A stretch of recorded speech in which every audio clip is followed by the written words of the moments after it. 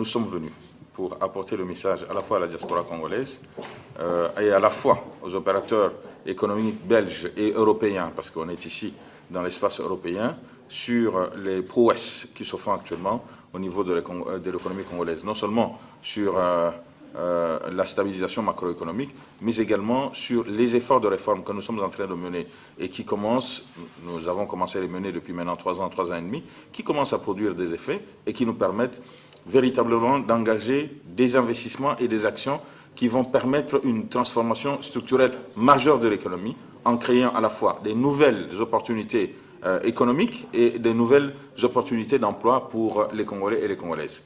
Ça, c'est un. Deuxièmement, nous sommes aussi venus pour dire aux Congolais de la diaspora que le moment est venu pour qu'ils changent leur regard sur ce qui se passe dans leur propre pays. Pendant trop longtemps, je pense, on a été habitué à regarder la situation du Congo à travers un prisme, de sorte que, quel que soit ce qu'il y avait de bon qui se faisait dans le pays, c'était toujours mal jugé. Et nous sommes venus apporter l'information à la source pour leur dire que leur pays est en train d'avancer, et même de mieux avancer que les autres pays africains, et que c'est le moment de faire confiance dans le pays. Et s'ils ont une expertise, comme on l'a dit, s'ils ont une capacité financière, s'ils ont une capacité technique, c'est le moment de venir pour le valoriser et optimiser dans notre espace naturel, qui est notre pays, parce que probablement, quelle que soit la compétence que vous avez, ce n'est pas évident que vous pourrez émerger dans un pays comme la Belgique, comme la France. Mais il y a de fortes chances, il y a fort à parier que si vous revenez chez nous, vous avez des petits moyens financiers, vous avez une expertise, il y a fort à parier que vous pourriez trouver de l'espace et même vous dessiner un train de vie auquel vous n'avez pas droit en vivant ici. Ici, la prospérité, c'est une prospérité apparente. Elle appartient de toute façon aux autres. Venons et ensemble, nous allons créer la prospérité qui nous appartienne réellement. Voilà le message que nous sommes venus apporter ici, aux Congolais de la diaspora. Ils pourront facilement vous répondre, mais comment justement tous les chiffres que vous avez indiqués, qui font qu'aujourd'hui le Congo évolue, comme vous le dites, comment ces chiffres-là se traduisent dans l'assiette du Congolais moyen? Dites-moi, vous êtes journaliste bien sûr, mais lorsque dans le Congo profond que vous connaissez, la situation du transport évolue, lorsque dans le Congo profond, là où nous avions des mois qui étaient de 45 jours, 60 jours d'impayement, aujourd'hui, la date du 15 est devenue une date extrêmement sacrée pour l'agent des services publics de l'État, même si nous sommes conscients que le niveau de rémunération est encore faible. Mais lorsque vous réalisez que ce niveau de rémunération, là, il est payé de manière régulière, dans un contexte de très grande stabilité des prix intérieurs et du taux de change, ça signifie qu'il y a un impact certain sur le pouvoir d'achat. Les efforts sont faits. Lorsque nous achetons ces bus-là, c'est pour la transformation des conditions de vie des Congolais. Qui va profiter des bus?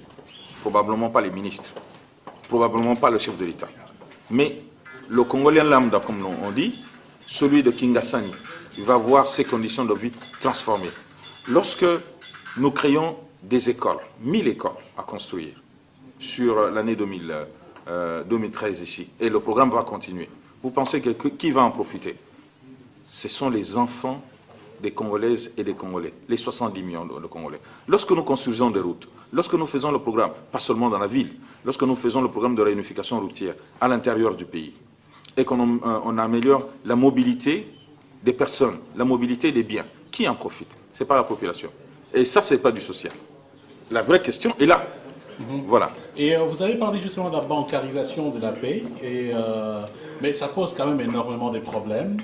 Comment imaginez-vous par exemple qu'un enseignant qui se situe à 500 km, prenons même d'une ville comme Kenge, alors qu'à 500 km de Kenge il n'y a pas de banque, mais vous décidez de la bancarisation? On a entendu parler par exemple des situations où des enseignants ne pouvaient pas faire 500 km pour aller chercher $70 ou $50 de leur paie, mais finalement est-ce que ce n'est pas créer un autre problème avec la foi de pouvoir trouver des solutions?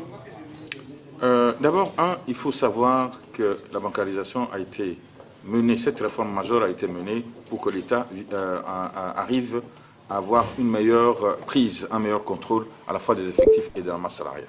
Mais au-delà, c'est une réforme majeure qui doit changer fondamentalement la perspective de vie, parce que ça affecte notamment la capacité des banques à mobiliser l'épargne nationale pour la mettre au service des agences économiques qui sont en déficit et qui sont plutôt en besoin de financement pour qu'ils puissent financer leurs opérations. Donc il faut voir la bancarisation comme une réforme majeure.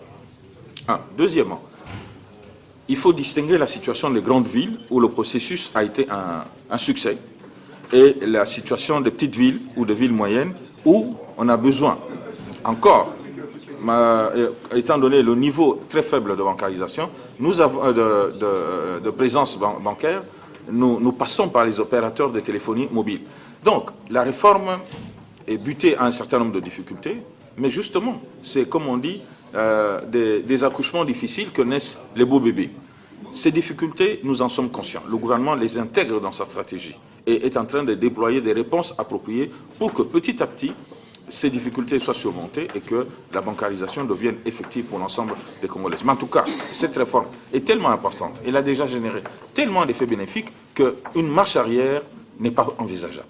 Voilà. Dernière petite question, Monsieur le ministre. Vous avez parlé de la contribution à la diaspora. Vous les appelez à venir investir au pays, participer à l'essor de la République démocratique du Congo.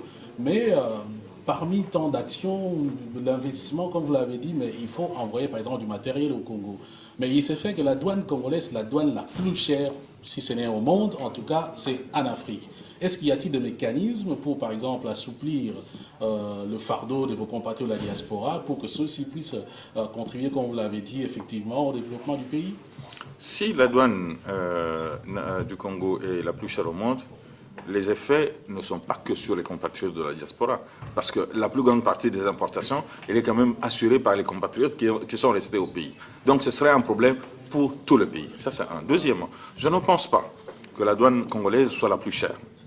Mais il y a tellement de prélèvements, certains qui sont des prélèvements institutionnels normaux, mais qui ne sont pas des prélèvements au profit de la douane, parce qu'il y a d'autres organismes qui interviennent au cordon douanier et qui font peser un certain poids sur le coût que l'opérateur économique supporte à travers les transactions liées au commerce extérieur. Ça, c'est un. Mais au-delà, le plus important, le temps, c'est de l'argent.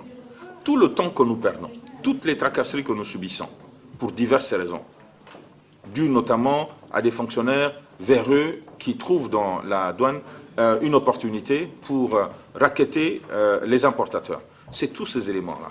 Et tous ces éléments sont pris en compte dans la stratégie de l'État. Nous sommes en train de lutter contre les mauvaises pratiques. Nous sommes en train de lutter pour que l'ordre opérationnel soit mis en application de manière extrêmement rigoureuse, de manière à limiter le nombre de services qui opèrent aux frontières. Et je pense que petit à petit, l'assainissement va se faire. Vous savez, les réformes prennent du temps.